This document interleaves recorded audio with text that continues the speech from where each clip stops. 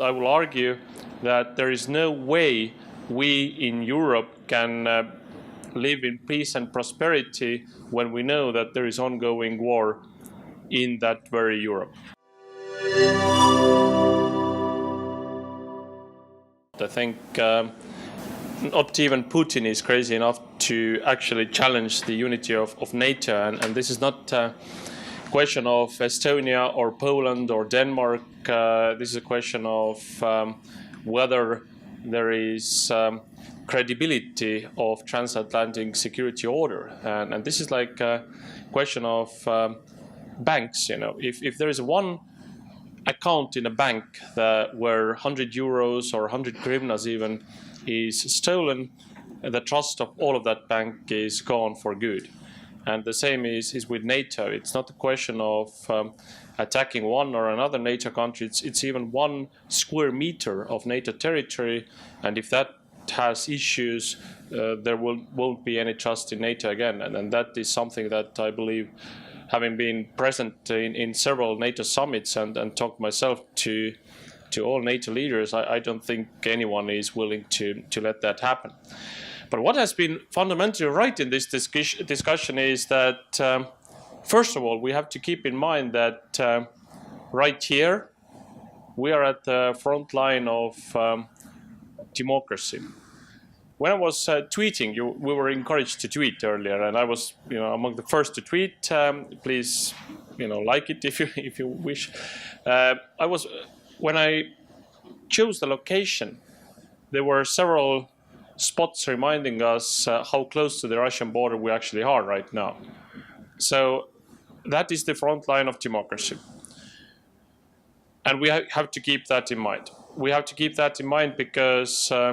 I will come back to that later, but I will argue that there is no way we in Europe can live in peace and prosperity when we know that there is ongoing war in that very Europe.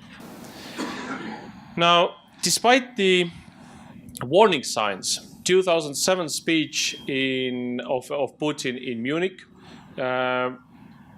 actual conventional military attack against Georgia in 2008, several high-level military exercises throughout the years.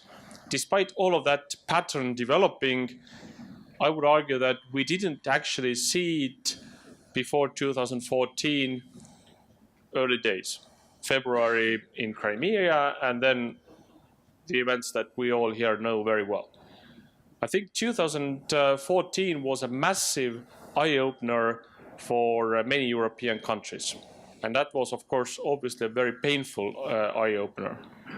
Until that date, there was still some understanding that we could live in good partnership with Russia, that Russia might be a somewhat democratic country that accepts the same principles that we do. And that, I think, even continued for a couple of months after the war, or after annexation of Crimea and the war in eastern Ukraine. But I do think that this naive way of thinking is gone by now. And why do I think it is that all of European countries have witnessed, or most European countries have witnessed that in addition to the ongoing war in Ukraine and the still ongoing occupation of part of Georgia, which we should keep in mind as well, there have been attempts to undermine the unity of the European Union countries in many occasions. And until recently, that seemed to be some sort of worry of the Eastern EU countries, which now we have understood that was a very wrong perception, because tools like propaganda, false information, cyber attacks, energy have not been used against only the countries that are immediately bordering Russia, but those tools have been used in Germany, in France very recently, in US, perhaps in UK. So we have to keep that in mind. And as the toolbox is very wide, you have to keep in mind also that in some places it is possible to use conventional military force, but in those countries that are part of military alliances that are way stronger than Russia, the toolbox might become more kind of hybrid. And I think the aim is actually somewhat similar to why military tools were used in Ukraine. I don't think that Putin actually needs the beaches of Crimea. I think he invaded Crimea to prohibit Ukraine from joining EU and NATO. That is the path that I think Ukrainian people would have taken, or Ukrainian politicians for that matter as well, would have taken Ukraine eventually. And I think that was Putin's understanding that this big country, this big neighboring country, is slipping away to democracy, slipping away to for values that we all keep very, very important for ourselves. And also, of course, using the tools or hybrid tools in Western Europe or any part of Europe for that matter should be taken very, very seriously as well, because you don't need a conventional warfare always to change a country's course. If you can change the presidential elections, that was the attempt, in my opinion, in France. Fortunately, that didn't go this way that Putin planned. But if you can change the course of presidential elections without conventional war, well, that will be even cheaper for you to do. So I believe that we should take all of those attempts extremely seriously, and we should be ready to counter them as we are, or as we should be ready to counter military attacks as well. Now, the positive thing is that most of Europe, in my opinion, has understood that. And that has also led to unprecedented unity in terms of keeping the sanctions policy alive, which, of course, there's no need to say needs to continue.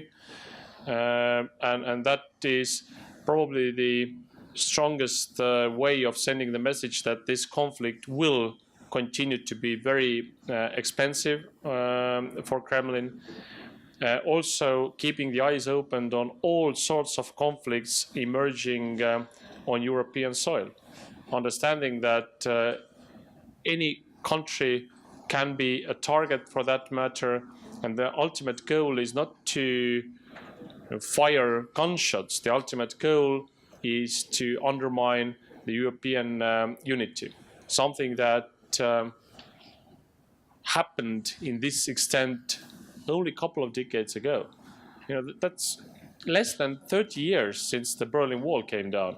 It's a little bit more than 25 years since the Soviet Union collapsed. And already we are in this situation where we see that the other team, not playing by the rules, is trying to challenge all the positive that we have created in this short time. So I think this topic is extremely timely.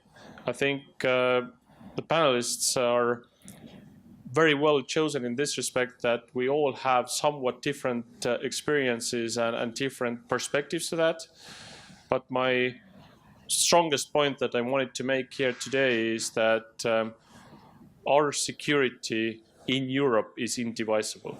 And we have to keep in mind that Europe is not free, prosperous, and at peace until we have the control, or Ukraine has the control over all of its territories, which, by the way, is mentioned in the Minsk agreement. And in my opinion, all of its territories can only mean East Ukraine plus Crimea. And secondly, Europe cannot be peaceful and prosperous until a rather big part of Georgia is still occupied. Again, let's keep that in mind as well. We should never forget that this is an ongoing conflict as well. might sound naive, but I think that even not Russia is vaccinated against freedoms and democracy. We are very far from that there, and Kremlin has still a very, very strong grip over Russian society. And Putin is not the democratic leader in any way, but Russia as a country could not be outruled to become a democracy, at some point. So, we should not rest until that has happened. The word freedom is our Bible in a way. It is in the logo of Friedrich Naumann Stiftung, and very rightfully so.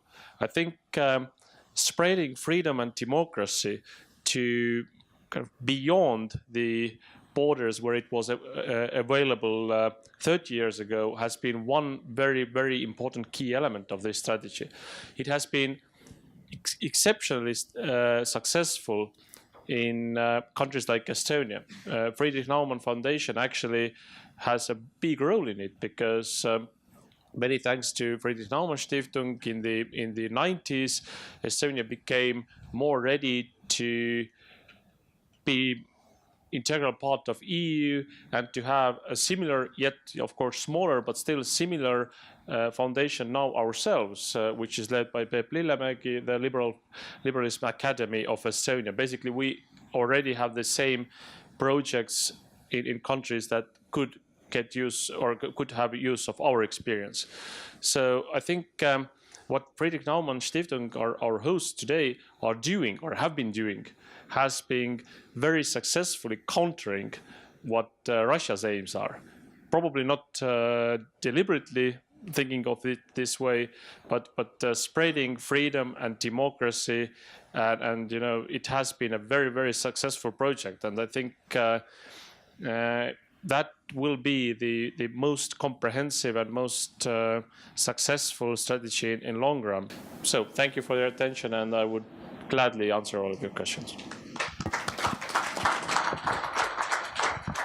Thank you.